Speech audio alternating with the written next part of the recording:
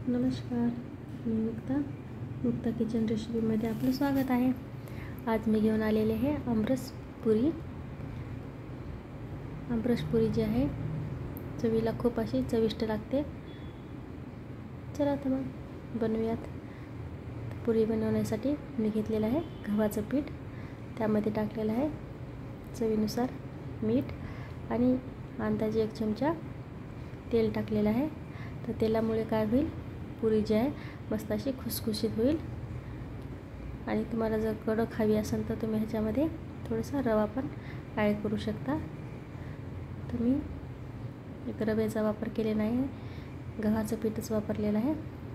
आणि पीठ मळते वेळेस आपल्याला थोडंसं घट्टच मळून घ्यायचं आहे, जेणेकरून पुरी जी आहे ते मस्त अशी कडक होईल। आणि एकदम आपण जर आपल्या चपातीसारखं जर पीठ बनवलं तर पुरी थोडीशी अशी मऊ पडल्या जाईल। तर आपल्याला हे झाकून ठेवायचं आहे। तर झाकून जास्त वेळ ठेवायचं नाही, फार झाले 1 ते 2 मिनिटासाठी आपल्याला झाकून ठेवायचं आहे। जास्त वेळ झाकून ठेवलं तर मऊ पडतील पुऱ्या। तर आता मी 2 मिनिटाच्या नंतर मस्त असा उंडा मळून घेतलेला आहे। त्यानंतर आपल्याला कढईमध्ये तेल टाकायचं आहे। तर तेल जे आहे ते आपल्या पुरीच्या आकारापेक्षा दुपटीनं जास्त टाकायचं आहे। तर आता मी इथं पोळी घेतलेली आहे लाटायला।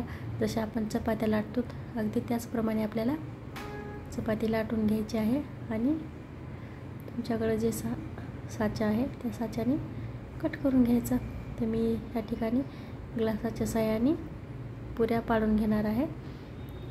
एकदम असे झर काटा असणारे वाटी, ग्लास किंवा डबा वगैरे असं काही पण असं त्यानं आपल्याला पुऱ्या काढून घ्यायच्या आहेत।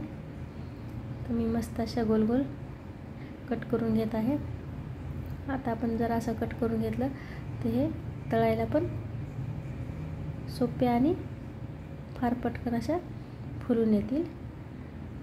तुम्ही पाहू शकता मस्त अशी फुललेली आहे पुरी आणि कडक पण होणार आहे आणि कलर पण खूप छान आलेला आहे। तर आपल्याला ह्याचप्रमाणे सर्व पुऱ्या तळून घ्यायच्या आहेत। तुम्ही पाहू शकता किती छान असा कलर आलेला आहे आणि फुगून टम झालेली आहे।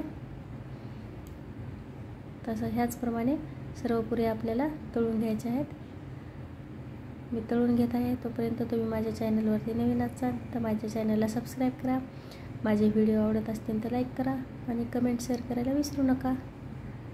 तुमचा एक सबस्क्राईब माझ्यासाठी खूप महत्त्वाचं आहे। तर प्लीज सबस्क्राईब केल्याशिवाय जाऊ नका। तुम्ही पण अशा पद्धतीने पुऱ्या बनवून पहा, तुम्हाला पण खूप आवडतील। मस्त अशा खुसखुशीत झालेल्या आहेत आणि रस पण खूप छान झालेला आहे। अशा स्वस्त आणि मस्त डिशेस करत जा, खात जा आणि शेअर करत जा। आणि हो, कमेंट करून नक्की सांगा। धन्यवाद।